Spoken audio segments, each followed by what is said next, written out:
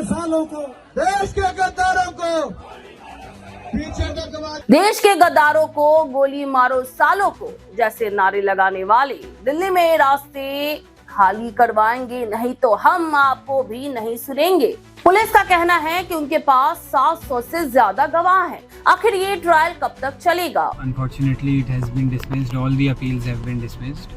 हम देख रहे हैं कि किस तरह लगातार सरकारें और मीडिया का एक बड़ा हिस्सा मुसलमानों को और वामपंथी सोच रखने वालों को अक्सर निशाना बना रहा है। क्या हम एक ऐसे भारत की तरफ बढ़ रहे हैं जहां असहमति की कोई जगह नहीं है, जहां सवाल पूछना अपराध बन चुका है? हम नफरत का जवाब नफरत से नहीं देंगे। अगर वो नफरतें फैलाएंगे तो हम उसका जवाब प्यार से देंगे। अगर वो डंडा चलाएंगे तो हम तिरंगा उठा के लहराएंगे। अगर वो गोली चलाएंगे तो हम संविधान को हर मेरे अपने हाथ को बुलंद करेंगे। अगर वो जेल में डालेंगे तो सारे जहां से अच्छा हिंदुस्तान हमारा गाते गाते हम हंसते हंसते जेल चले जाएंगे, लेकिन इस देश को आपको बर्बाद करने नहीं देंगे। नमस्कार, मैं हूं पूनम, आपके साथ। आप देख रहे हैं सुपर न्यूज़ 24। आज हम बात करेंगे उस फैसले की जिसने देश की न्याय व्यवस्था पर एक बड़ा सवाल या निशान खड़ा कर दिया है। उमर खालिद क्या खता है मेरी? ये खता है मेरी कि मैं बोलता हूँ कि देश जितना आपका उतना मेरा भी है। दिल्ली हाईकोर्ट का एक फैसला जिसने उमर खालिद, शर्जील इमाम, मीरान हैदर और गुलफिशा फातिमा जैसे नौजवानों की जमानत अर्जी को खारिज कर दिया है। ये वो लोग हैं जो लगभग 5 सालों से बिना किसी ट्रायल के जेल में बंद है। क्या गुनाह है इनका? क्या इनका गुनाह सिर्फ ये है कि ये सरकार की नीतियों पर सवाल उठाते हैं? क्या इनका गुनाह सिर्फ ये है कि ये मुसलमान हैं और वामपंथी सोच रखते हैं?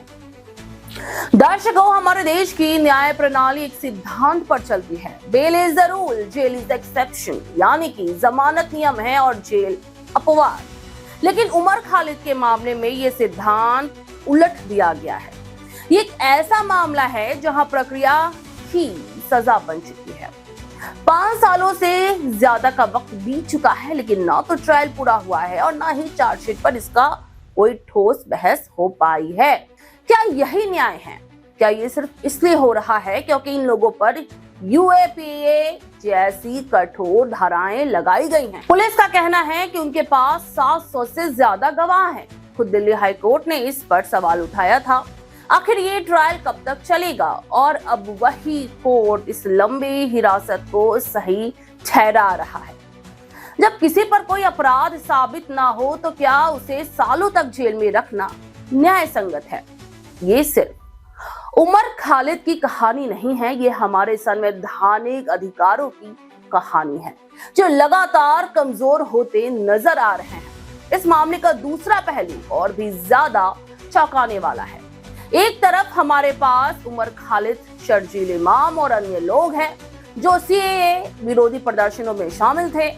इन पर यूएपीए लगा है और ये 5 सालों से जेल में है। वहीं दूसरी तरफ उन लोगों को देखिए जिन पर दिल्ली दंगे भड़काने के आरोप लगे। अनुराग ठाकुर और कपिल मिश्रा, जिनके भड़काऊ बयानों के वीडियो आज भी उपलब्ध हैं। गद्दारों को गोली मारो सालों को, देश के गद्दारों को पीछे तक आवाज आनी चाहिए, गिरिराज जी को सुनाई दे। दिल्ली में आग लगी रहे, ये यही चाहते हैं, इसीलिए इन्होंने रास्ते बंद किए, इसीलिए दंगे जैसा माहौल बना रहे हैं। हमारी तरफ से एक भी पत्थर नहीं चला है। सीसीपी साहब हमारे सामने खड़े हैं। मैं आप सबके बिहाफ पे ये बात कह रहा हूँ, ट्रंप के जाने तक तो हम शांति से जा रहे हैं, लेकिन उसके बाद हम आपकी भी नहीं सुनेंगे अगर रास्ते खाली नहीं हुए तो। ठीक है, आज जब तक रास्ता खाली करवा गए, ट्रंप के जाने तक आप जाफराबाद और चांदबाग खाली करवा लीजिए, ऐसी आपसे विनती कर रहे हैं। उसके बाद हमें रोड पे आना पड़ेगा। ठीक है, भारत माता की जय।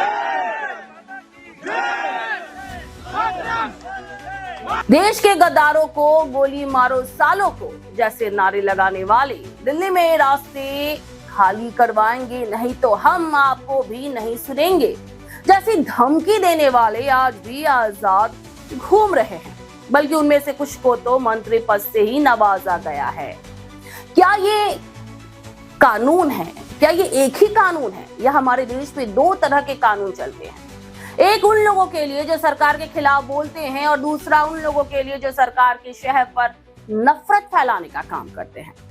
जब अदालतें अनुराग ठाकुर के बयानों को हल्का फुल्का मजाक मानती है, तो क्या उसी अदालत के सामने संविधान की शपथ खाने वाला उमर खालिद अपराधी हो जाता है? ये सवाल आज हर उस भारतीय के जहन में है जो न्यायपालिका पर विश्वास रखता है। इस पूरे मामले में एक और बेहद खतरनाक पहलू है और वो है धर्म। जी हाँ, क्या उमर खालिद को इस पे निशाना बनाया जा रहा है क्योंकि वो एक मुसलमान है?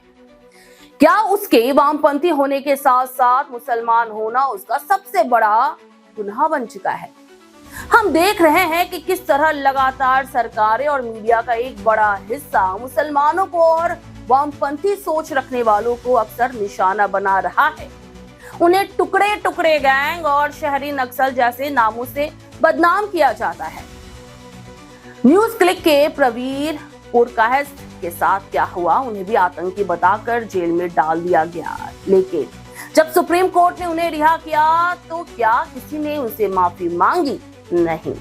लेकिन इस बीच न्यूज क्लिक बंद हो गया, सैकड़ों लोगों की नौकरियां चली गई। ये दिखाता है कि कैसे एक झूठे आरोप से किसी की जिंदगी और करियर को बर्बाद किया जा सकता है। उमर खालिद और उनके साथियों के लिए अब आखिरी उम्मीद सुप्रीम कोर्ट ही है। हमें उम्मीद है कि सुप्रीम कोर्ट इस मामले की गंभीरता को समझेगा। वो ये देखेगा कि बिना ट्रायल के सालों तक किसी को जेल में रखना न्याय का मजाक है। ये सिर्फ एक कानूनी लड़ाई नहीं है, ये नागरिक अधिकारों और न्यायपालिका की स्वतंत्रता की लड़ाई है। यह फैसला हमें सोचने पर मजबूर करता है, क्या हम एक ऐसे भारत की तरफ बढ़ रहे हैं जहां असहमति की कोई जगह नहीं है, जहां सवाल पूछना अपराध बन चुका है। ये सिर्फ उमर खालिद का मामला नहीं है, ये हमारे लोकतंत्र का मामला है। खैर, आप इस बारे में क्या राय रखते हैं हमें कमेंट सेक्शन में जरूर बताएं, क्योंकि आपकी राय हमारे लिए बेहद महत्वपूर्ण है। फिलहाल अभी के लिए टाइम देखते रहिए सुपर न्यूज 24। सुपर न्यूज 24 कोलकाता, हर कदम सच के साथ।